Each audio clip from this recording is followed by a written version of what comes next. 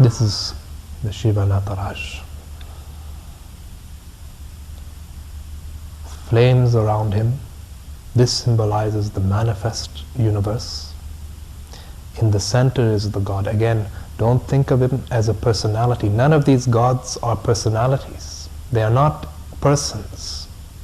Because you have this tendency to see everything in your own image, naturally the most accessible thing is to create something in your own image and use it as a tool.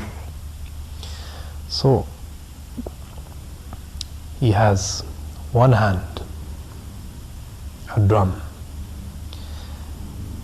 The other hand, Agni, a flame. He's stepping on a demon. His hand lifted up in grace on one side, leg lifted up in grace on one side. In one of his hands, he gives the gesture of fearlessness.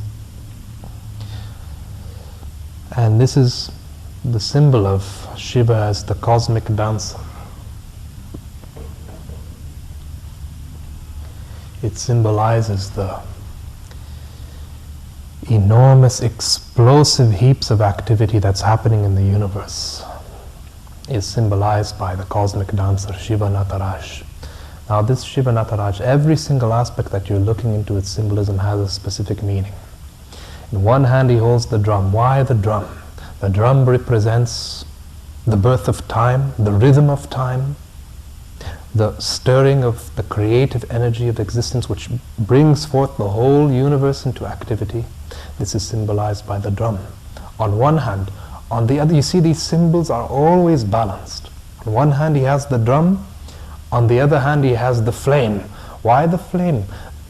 One aspect is the creative energy of existence, the other aspect is the destructive energy of existence. They are always polarized and balanced together. So that the destructive aspect of existence, when the whole universe collapses and returns back to its original state, in the yogic sciences we've always known of this, it's called pralaya. Pralaya means the dissolution, the dissolution of the whole existence back into its original nature. And one aspect of Shiva is the destroyer, that energy which brings this dissolution into being.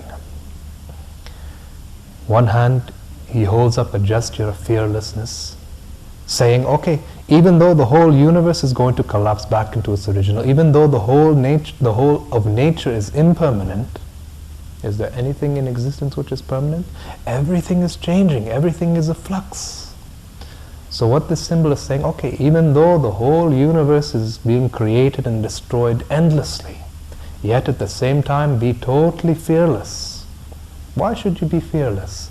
If you discover a dimension within you which is neither created nor destroyed, which is without beginning and without end, then even if the universe continues expanding and imploding for centuries, for aeons upon aeons, still you can live this life totally contented, totally at ease, not even a ripple of disturbance.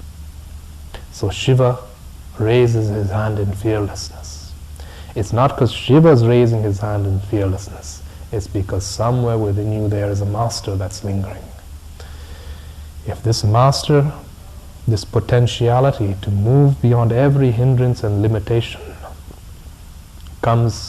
actualizes, then even though everything is a flux, nothing is stable, nothing is steady, if you come to know that which is the deepest within you, you are in tune with the most fundamental. There can be no greater stability in life.